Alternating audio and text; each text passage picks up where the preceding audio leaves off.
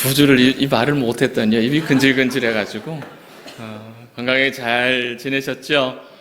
기도해 주신 덕분에 잘 마치고 돌아왔습니다. 집 떠나면 고생한다더니 어르신들 말씀이 틀린 게 하나도 없어요. 집 생각만 나고 교회 생각만 나고 산불 났죠. 오기 전 이틀 3일 전에 산불 나가지고 비행기가 안 떠가지고요. 이거 못 가면 어떡하나 했는데 하나님이 하늘 길을 열어주셔가지고 일정대로 지난 밤에 잘 도착했습니다. 기도와 후원에 빚지고 2주간 미국의 펜실베니아에 있는 웨스트민스터 신학교에 좀 잠깐 머물면서 공부도 좀 하고 주변에 있는 뉴욕 그다음에 뉴저지 교회들도 좀 돌아보고 저희 교회와 함께 이렇게 교제할 수 있는 부분들이 있을까 또 만나서 많은 이야기들을 좀 있었던 것 같습니다. 소중한 기회 허락해 주신 우리 교회와 또 당회 감사드립니다.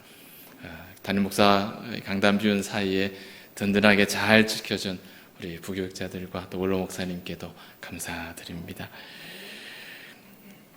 2주간 교회를 비우고 어떤 말씀을 전할까 하던 차에 하나님께서 주시는 마음은 아이러니하게도 교회를 비운 저에게 교회에 관한 묵상을 주셨어요. 교회를 떠나 있으니까 또 교회를 이렇게 들여다보게 됩니다.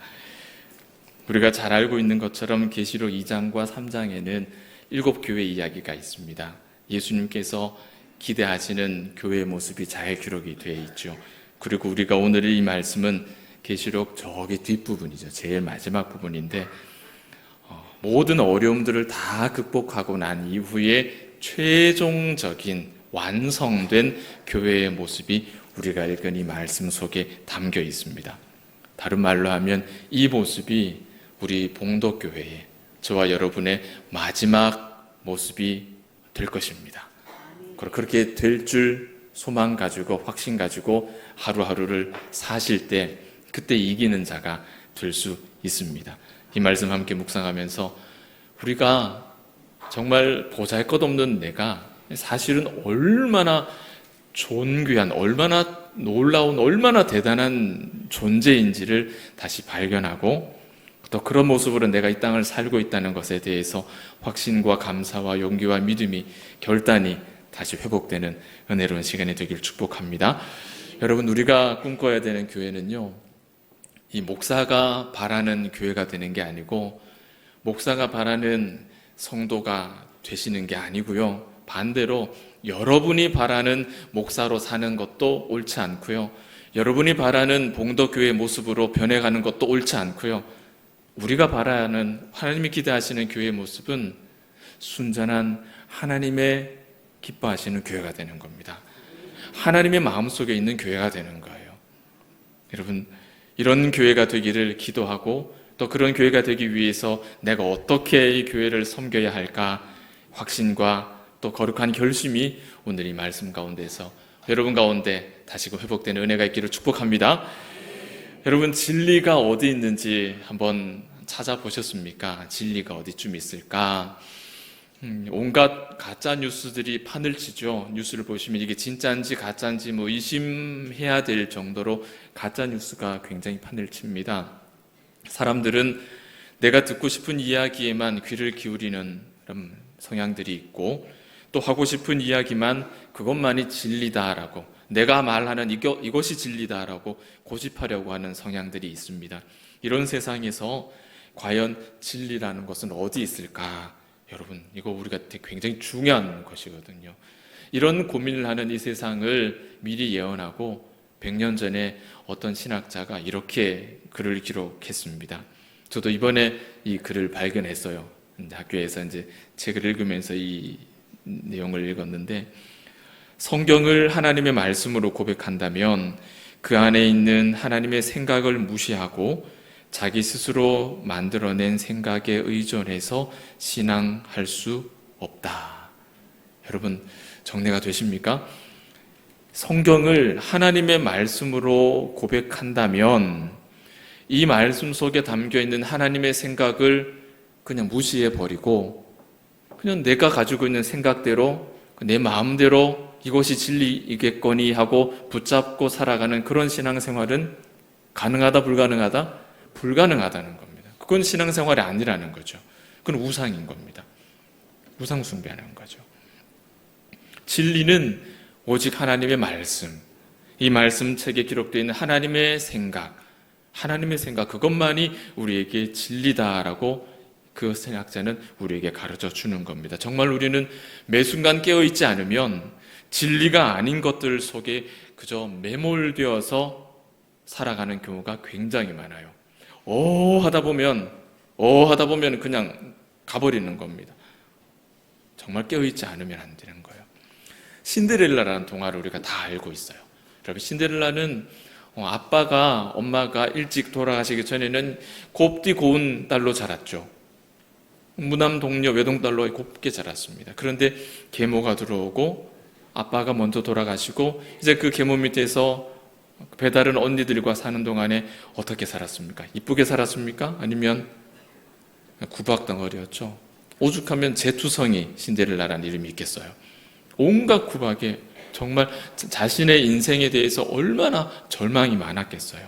그런데 이 신데렐라가 마법사의 도움을 받아서 왕자의 사랑을 받게 되는 존재가 되잖아요. 유리구두, 호박, 마차, 그죠? 뭐가 말이 되고 뭐가 마부가 되죠? 제가 다 기억은 안 나는데 그런 행복한 이야기가 있지 않습니까? 참 잘 생각해 보세요. 신데렐라가 마법사를 통해서 자신의 삶이 달라진 것을 알기 전, 그 비밀을 간직하기 전의 삶과 그 비밀을 알고 난 이후의 삶이 같을까요? 다를까요? 같았습니까? 달랐습니까? 달랐죠. 그 삶의 형편이 달라진 거예요? 설거지 안 하고 살았습니까? 빨래 안 하고 살았습니까? 구박 안 받고 살았습니까? 아니죠. 여전히 인생의 면면은 똑같았습니다. 그런데 어떻게 달라져요? 그 비밀을 간직하고 내가 어떤 존재라는 걸 깨닫고 난 이후에 그의 삶은 그 재투성이 가운데도 그 입가의 미소가 끊어지지 않은 인생을 산다는 거예요. 내가 누군지를 모를 때와 내가 어떤 사람인지를 새롭게 알게 될 때 인생은 달라지는 겁니다. 여러분, 오늘 말씀은 신데렐라처럼 우리가 이 땅을 살아가는 동안에 절망투성인 인생을 사는 것 같지만 그런 인생이 아니라는 걸 우리에게 벌어주는 겁니다. 그럼 우린 누구냐? 하나님의 자녀다. 하나님의 교회다. 하나님의 백성이다. 하늘에 속한 자다. 이 이야기를 우리에게 하는 거예요. 그것이 우리가 알아야 할 비밀인 겁니다. 그런데 이 교회가 이런 하나님의 사람이 그런 우리가 세상에 살아갈 때 세상 사람들에게 그렇게 환영받지 못하는 것 같아요. 우리 교회는 어떨까요? 봉독교회는 예외일까요? 교회 안에서 부끄러운 일들이 왕왕 일어나죠. 다툼도 있고 어떨 때는 치명적인 부도덕한 일들도 생겨나기도 합니다. 그런 일 때문에 교인들이 떠나기도 합니다. 안타깝지만 부인할 수 없는 이 땅에 많은 교회들이 가지고 있는 어려움들이죠. 그런데 놀라운 것은요, 그런 교회에 지금 우리가 나와 앉아있다는 거예요. 여러분, 여기 왜 오셨습니까? 세상 사람들보다 환영받지 못하는 그런 문제투성의 교회에 오늘 왜 나와 계시냐는 거예요. 우리가 하나님의 증거인 것은 우리가 이 자리에 나와 있다는 이 사실이 보여주는 겁니다. 오늘 말씀 보세요. 오늘 말씀은 하나님께서 요한에게 보여주신 환상인데 그 환상의 내용은 교회의 미래의 모습이에요. 장차 우리 각자가 마주하게 될 나의 마지막 모습에 관한 환상을 보여주시는 겁니다. 하나님께서는 왜 요한에게 이런 환상을 보여주셨을까? 하나님께서는 왜 2000년이 지난 지금의 우리에게도 이 환상을 보여주시는 것일까? 이 말씀이 기록되던 요한이 살던 시대를 한번 기억해 보세요. 생각을 한번 되돌려 보세요. 어떤 세상이었습니까? 로마의 정말로 극악무도한 핍박을 받을 때였습니다. 비교할 수는 없지만 아마도 그때는 우리에게는 아무래도 일제시대와 같은 때가 아니었겠나 싶어요. 가장 가까운 근접한 때가 아니었겠나 해요. 상상할 수 없을 만큼 어려운 때죠. 억울한 일들을 많이 당할 때입니다. 로마의 지배 아래에서 모두가 두려움과 신음에 숨죽여 살아야 했던 때죠. 그들은 절망이 있었고 두려움에 쌓여 있었어요. 그리고 거기서부터 벗어나고 싶었죠. 정말 그들은 그 두려움과 절망으로부터 벗어날 수 있었습니다. 하나님께서 그 소원을 들어주셨어요. 어떤 방법으로 들어주셨을까요? 로마가 망했습니까? 그 순간? 아니죠. 하나님은 갑작스럽게 우리의 상황이 확 달라지는, 짜잔 하고 달라지는 모습으로 그들에게 두려움과 절망을 없애는 그런 방법을 사용하지 않으셨습니다. 하나님이 사용하신 방법은 무엇입니까? 환상을 보여주시는 거예요. 오늘 내 목에 겨누어져 있는 총칼은 여전히 변함이 없는데 그에게 뭘 보여주십니까? 마지막 모습을 보여주시는 거예요. 환상을. 우리의 마지막 모습을. 지금 우리의 고통받는 그 모습이 아니라 우리의 마지막 모습을 보여주시는 거예요. 우리에게 임할 그 영광의 현장을 보여주시는 겁니다. 하나님께서 사용하신 이 문제 해결의 방법 마음에 드십니까, 여러분? 별 마음에 안 드시죠? 짜잔하고 상황을 휙 바꿔주시는, 이게 우리한테 더 피부에 더 잘 와닿을 것 같지 않으세요? 정말 그죠? 그런데 여기에는 놀라운 비밀이 있는 거죠.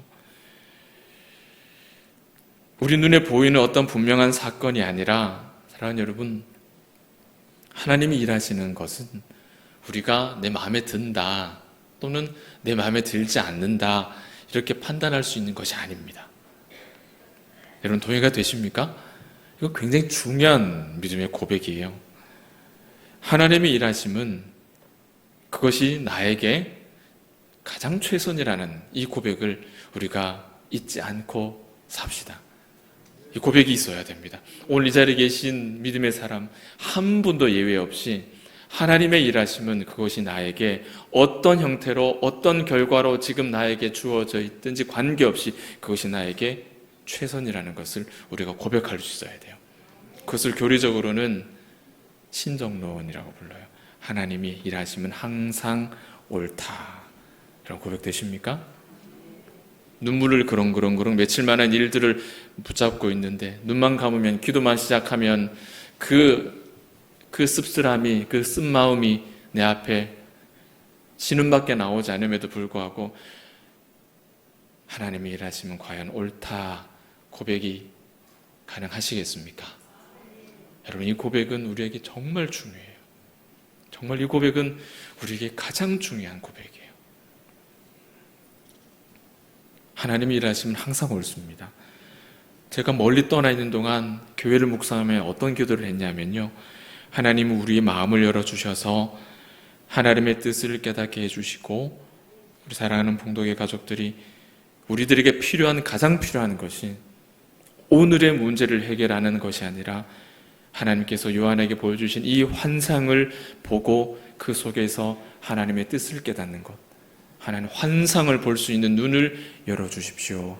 우리 봉독교회, 우리 교회의 미래를 꿈꾸고 기대하고 기도하고 염려하고 계획하는, 추진하는 우리 모든 성도들에게 하나님의 환상을 볼 수 있는 눈을 열어주십시오라고 그렇게 기도했습니다. 이 환상을 보는 영혼의 시력이 없으면 우리는 이 시대를 인내할 수도 없고 이겨낼 수도 없어요. 여러분, 제가 이 시력이 없으면 저는 설교할 힘을 낼 수 없습니다. 여러분을 신방할 힘을 낼 수 없어요. 신방하면 여러분 각각의 사연들을 제 마음속에 담을 수가 없어요. 우리 봉독교회의 다음 시대를 계획하고 이끌어갈 힘을 얻을 수가 없습니다. 이 환상을 제가 보지 못하면 그 일은 할 수가 없어요. 오늘 벌어 오늘 먹을 수밖에 없어요. 여러분, 제가 목양실에서 본당 올라오기 전에 항상 보는 것 있다고 말씀드렸는데 기억하십니까? 저는 환상 보고 올라오거든요. 어떤 환상 봅니까? 사자가 소처럼 여물을 먹으리라. 저는 항상 이 말씀 보고 올라와요. 그리고 그렇게 되는 날을 꿈꾸며 올라옵니다. 오늘 이 말씀 전할 때 우리 봉도의 가족들이 사자가 소처럼 여물을 먹는 그날을 꿈꾸며 확신하며 기대하며 소망하며 이 말씀 듣게 해달라고 저는 그렇게 환상 보며 올라옵니다. 그 환상이 저에게 힘을 주는 것이지 이 새치 혓바닥이 저에게 어떤 기대를 주는 게 아니에요. 이 환상을 보는 자가 오늘을 믿음으로 살 수 있는 거예요. 미국의 텅 빈 교회도 봤고 이 어려운 때에 젊은이들이 막 계속 몰려드는 교회도 보고 왔습니다. 텅 비어가는 교회들은 말씀 속에서 환상을 보지 못하는 사람들이었습니다.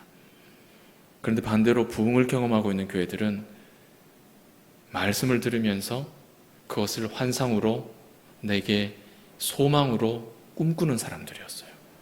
그 꿈쟁이들이 모이니까 그곳이 부흥의 현장이 됐어요. 우리 봉도의 가족들이 말씀을 들을 때 그것은 오래전에 기록된 하나님의 말씀일 뿐이고 우리가 살아가는 인생은 그것과 달라. 여러분, 그 결과가 필라델피아 제10장로교회 그 역사적인 교회와 같이 텅 빈 교회가 되어버리는 거예요. 그러나 그 말씀을 들으면 이것이 나의 현실일 줄 알고 환상으로 품고 소망으로 꿈꾸고 그렇게 꿈을 꾸는 자들이 모여있는 곳에는 부흥의 역사가 여전히 일어나고 있는 것을 확인했습니다. 연수 가운데 하나님께서 은혜를 주셔서 미국 동부 뉴욕과 뉴저지의 대표적인 교회들을 방문하고 그 교회 목사님들과 긴 시간 교제할 수 있는 기회를 얻었습니다. 이민 2세들로 바글바글한, 어쩌면 여러분들이 보시기에는 이렇게 예배 드려도 될까라고 할 만큼 깜짝 놀랄 그런 이민 2세대들의 교회. 여러분, 2세대들은요 저희들과 대화가 안 됩니다. 딴 나라 사람이에요. 사고방식이 완전히 딴 나라 사람이에요. 예배를 드리는 모습을 보면 기도 안 찹니다. 그런데 그곳에 젊은들이 모여서 말씀을 듣고 꿈을 먹고 교회를 맨하탄의 한가운데에서, 맨하탄 59번 센트럴 파크의 제일 남단 그곳에서 한 주에 교회 8시간 임대하는 임대 비용이 14,000불이에요. 2천만 원이에요. 매주 2천만 원의 임대료를 내면서 그곳에 1200명의 젊은이들이 모여서 예배를 드립니다. 깜짝 놀랐어요. 어떻게 거기서 예배가 될까? 어떻게 거기서 교회가 될까? 한인타운의 중심에 우리와 한국교회 같이 이제 중장년의 이민 정착 1세대들이 중심으로 모여서 교회의 믿음을 이끌어가고 있는 뉴욕에 있는 충신교회, 뉴저지의 초대교회,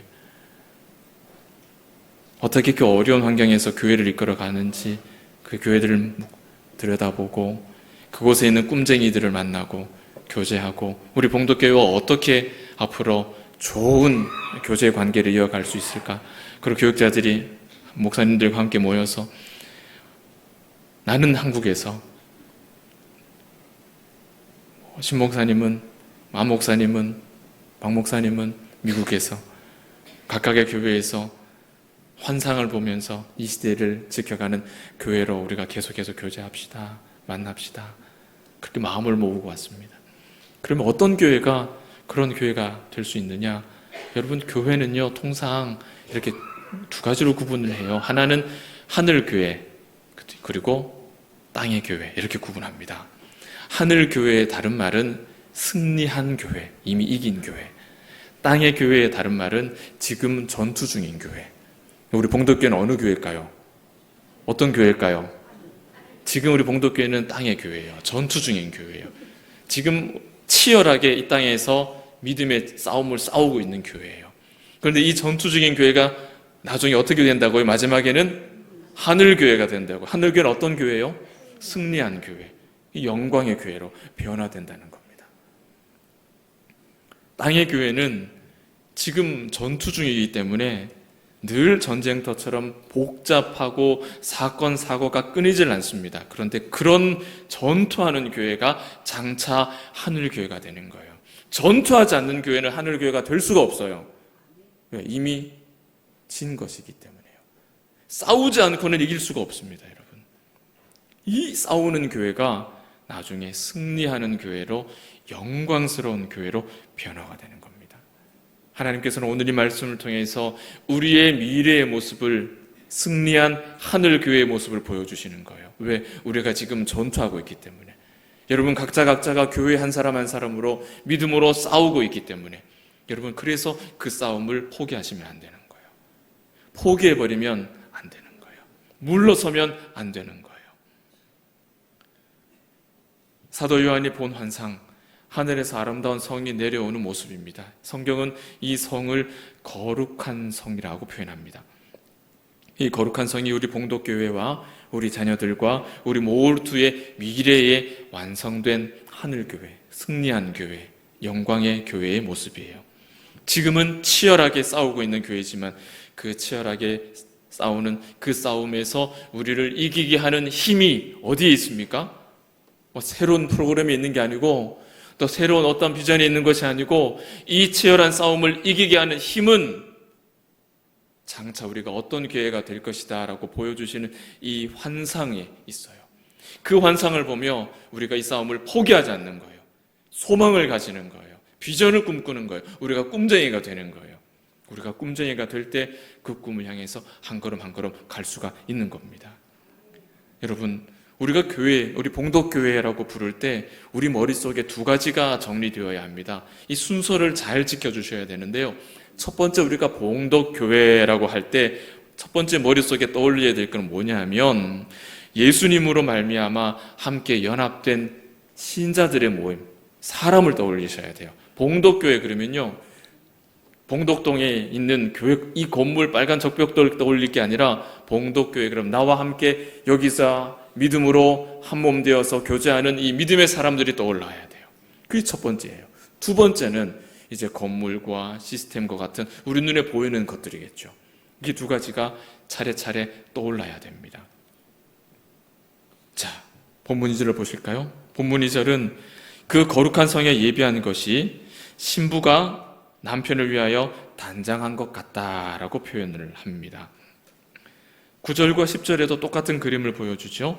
천사가 어린 양의 아내인 신부를 보여주겠다라고 말합니다. 그리고는 성령께서 높은 산으로 데려가는데 거기서 어떤 환상이 나타납니까? 하늘에서 거룩한 성 예루살렘이 내려오는 거예요. 이 거룩한 성 예루살렘이 뭡니까, 여러분?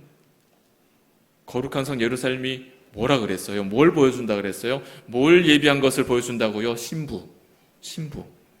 이 거룩한 성 예루살렘은 그리스도의 신부예요. 교회예요. 우리 한 사람 한 사람이에요. 여러분이 이 거룩한 성 예루살렘, 그리스도의 신부, 교회라는 거예요. 교회.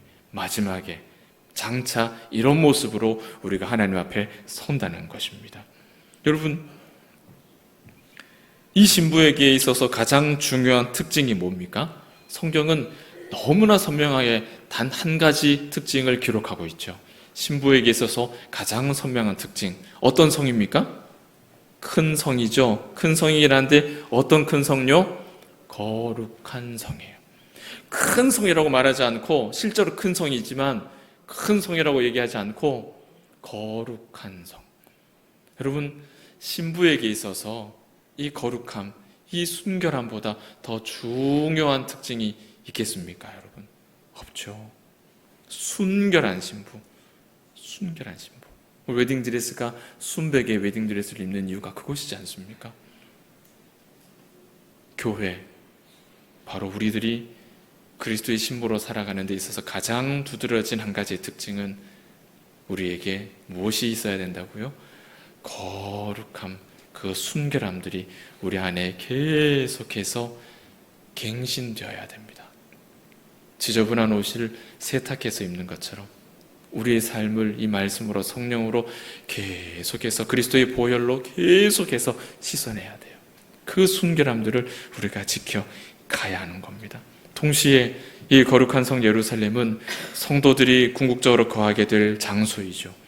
요한복음 14장에 내가 너희를 위해서 초소를 예비하러 간다, 주님이 예비하고자 하는 그 초소가 바로 이 계시록 21장에 말씀하시는 이곳입니다. 우리가 주와 영원히 거하게 될 초소, 그것이죠. 오늘 말씀 3절은 보좌에서 나오는 큰 음성을 기록합니다. 보라, 하나님의 장막이 사람들과 함께 있음에 하나님이 저희와 함께 계시리니 그들은 하나님의 백성이 되고 하나님은 친히 그들과 함께 계시므로. 여러분, 하나님이 언제 우리와 함께 하셨습니까? 제일 처음 에덴이죠. 에덴. 그런데 아담 할배와 하와 할매가 사고를 치죠. 그죠? 에덴에서 시작해서 광야, 성막에 우리와 함께 하셨습니다. 그리고는 성전에서 우리와 함께 하시죠. 그리고는 예수님의 오심으로 그리스도 안에서 우리와 주와 함께 있습니다. 주께서 부활 승천하시고 우리에게 보내주신 성령이 계시죠. 그 성령으로 인해서 이제 신자는 우리 안에서 하나님과 항상 함께하는 그런 존재가 되는 거예요. 여러분, 우리가 하나님과 함께 살아가는 모습을 한 장면 한 장면 다 상상할 수는 없지만 분명한 것은 그것은 완전한 기쁨이다. 우리가 마지막 때 우리 하나님과 함께 거하는 그 모습은 상상할 수 없으나 완전한 기쁨이다라는 것은 알 수 있습니다. 왜냐하면 4절 말씀이 기록하는 말씀 때문이에요. 모든 눈물을 그 눈에서 씻기시고 다시 사망이 없고 애통하는 것도 없고 곡하는 것도 없고 아픈 것도 다시 존재하지 않는, 그건 완전히 사라졌다. 완전히 사라졌다. 우리 인생을 힘들게 하는 모든 장애물들이 이제 모두 제거되었다 말씀이에요. 사망과 애통과 곡함과 아픈 것들로 인해서 눈물이 없는 인생이 있겠습니까? 여러분, 그런 인생 살아오신 분 계십니까? 없죠. 다 눈물로 얼룩진 인생이잖아요. 그러나 주께서 그의 신부된 우리 인생에 드리워진 이 모든 문제들을 우리가 전투하는 교회로 살아가는 동안에 이 마지막 환상을 꿈꾸고 소망 삼아 붙잡고 살아가는 우리에게 그 모든 장애물들을 없애주신다는 거예요. 그리고 그 마지막 때는 그런 모든 것이 사라진 완전한 기쁨으로 우리 주와 함께 동거하게 하신다. 그것이 우리에게 주시는 약속의 말씀입니다. 그 이후의 본문은 그리스도의 신부된 우리 자신, 우리 교회를 더 놀라운 것으로 인도하는 말씀인데요. 바로 하나님의 영광에까지 이르게 하신다. 성곽이 왜 이렇게 두터우냐? 모든 어려움들이 사라졌는데 이 성곽이 왜 필요하냐? 적들도 없는데 그 성곽의 두께는 하나님이 지키시는 인생이 그만큼 안전하다는 걸 보여줍니다. 튼튼한 성곽으로 우리를 둘러싸서 우리에게 더 이상 아픔이 없다는 거예요. 그 다음에 성도 있습니다. 동서남북에 3개씩 각각의 문이 있는데 그 문이 거대한 진주로 만들어져 있고 그 진주문에는 12지파의 이름이 새겨져 있습니다. 그 지파의 이름은 뭘 뜻할까요? 오늘 이 말씀을 듣고 나의 마지막 모습을 보여주는 이 환상을 보는, 믿는, 확신하는 그것을 소망으로 삼은 저와 여러분의 이름이, 그리스도의 신부의 이름들이 그 성문에 새겨져 있는 거예요. 그 길이와 넓이와 높이가 각각 12,000 스타디온, 그것은 계산이 안 되는 범위죠. 거대하고 이 무한한 이 공간의 중심에서 생명의 강이 흘러나온다 합니다. 그리고 그 생명의 강 좌우에는 생명나무가 있고 12과일들이 주렁주렁 달려있다. 생명나무 열매. 아담과 하와도 허락받지 못한 그 열매를 하나님께서 누구에게 주십니까? 오늘 치열하게 진리의 싸움을 살아가는 저와 여러분에게 이 생명 열매의 과일을 허락하시는 거예요. 여러분, 우리가 보통 사람이 아니잖아요. 보통 사람이 아니잖아요. 이 환상 보고 사시길 바랍니다. 이 환상을 보는 자가 완전한 신자의 삶을 살 수 있어요. 이 환상, 여러분의, 저의, 우리 교회의 완성된 마지막 모습 붙잡고 그것을 소망 삼아 확신 가운데 살아가시길 바랍니다. 그러나 이 영광스러운 거룩한 성은 모든 사람에게 다 허락되질 않는다라고 7절 말씀합니다. 이기는 자가 이것을 유업으로 받는다. 이기는 자 누굴까요? 그냥 교회에 출석하는 사람이 다 이기는 자가 될 수 있을까요? 성경은 그렇지 않다 말씀하죠. 거듭난 자들이고 회개하고 예수를 따르는 자들입니다. 이들이 바로 이 땅에서 오늘도 믿음으로 전투하는 교회, 전투하는 진리의 싸움을 싸우는 사람들입니다. 싸우지 않고 이길 수 없어요. 사랑하는 여러분, 우리 모두는 지금도 전투하는 사람들이라는 거, 싸우고 있는 사람이라는 사실 잊지 마시기 바랍니다. 마틴 루터는 인생의 그 전투 한복판에서 찬송가 585장을 우리에게 남겼습니다. 이 땅에 마귀 들끓어 우리를 삼키려 하나 겁내지 말고 섰거라 진리로 이기리로다. 친척과 재물과 명예와 생명을 다 빼앗긴데도 진리는 살아서 그 나라 영원하리라. 루터는 정말로 고된 인생을 살았죠. 종교개혁에 로마 가톨릭으로부터 변절자로 찍혀서 그냥 잡히면 그냥 죽어야 되는, 그래서 숨어 살아야 되는 고된 인생을 살았습니다. 그러나 그 생의 전투 가운데서 마지막에 나에게 주어질 그 영광, 진리는 살아서 그 나라 영원할 것이다, 이 꿈을 가지고 살았어요. 오늘 하나님께서 요한에게 보여주신 그 환상을 우리에게 보여주셨습니다. 이것이 진리임을 아는 사람은 나의 전 인생을 다 들여서 이 싸움을 싸워갈 겁니다.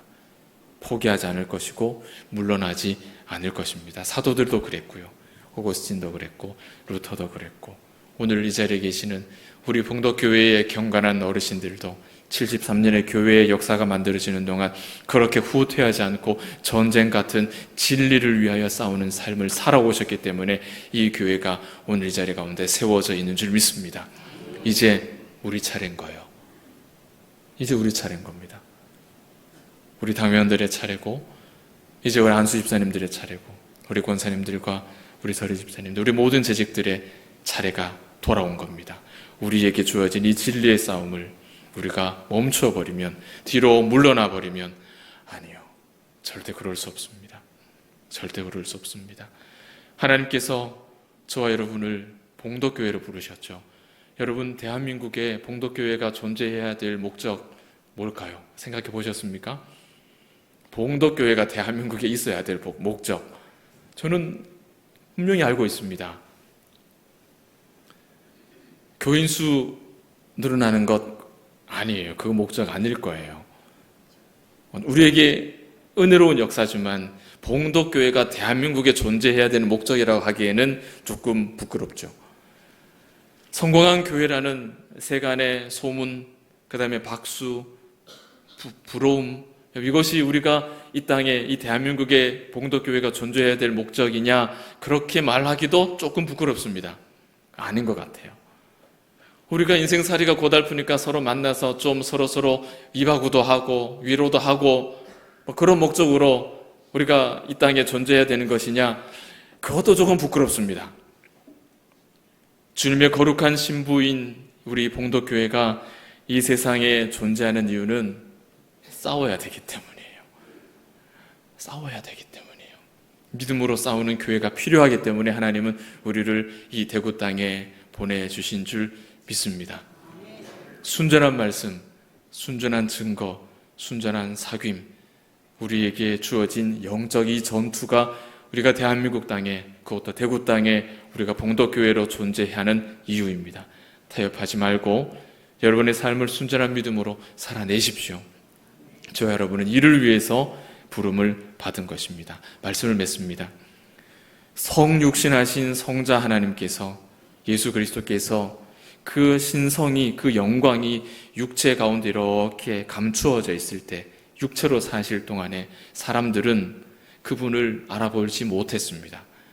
그래서 목수인 줄 알았고 랍비인 줄 알았고, 심지어는 그분을 때리기도 했고 십자가에 못 박기도 했습니다. 그분은 연약하고 부족하고 별로 주목할 것이 없는 매력적이지도 못한 인생을 사셨습니다. 그러나 그분이 죽고 부활하고 승천하고 하나님의 영광을 입으실 때, 그때의 예수님의 모습은 제자들조차도 알아볼 수 없는 모습이었어요. 요한계시록 1장은 그 앞에 죽은 자와 같이 엎드릴 수밖에 없는 모습이었다라고 기록합니다. 멀리서 우리 봉덕교회가 예수님과 같은 이런 영광스러운 변화를 경험하는 그런 복이 있는 교회가 되기를 기도했습니다.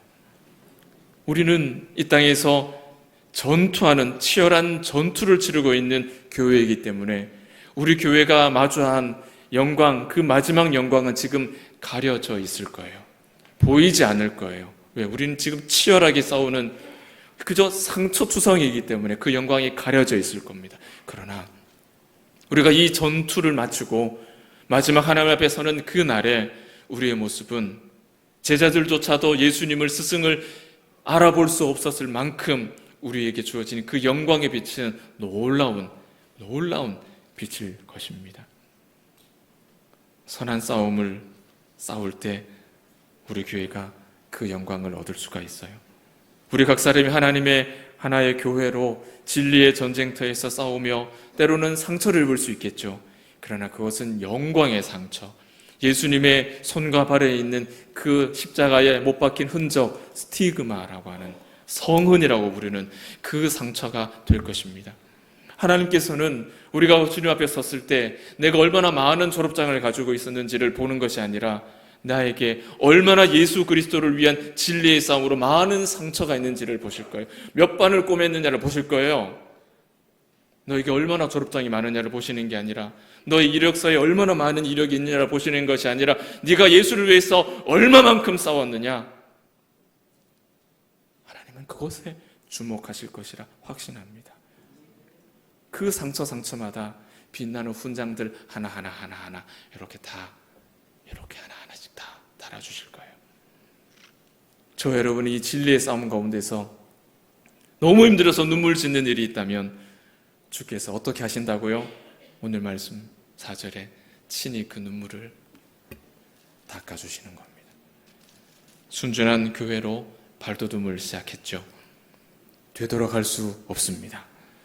이 싸움 중 지칠 때, 낙심하게 될 때, 소망이 흔들릴 때 오늘 보여주신 이 영광스러운 여러분의 마지막 그 모습을 기억하십시오.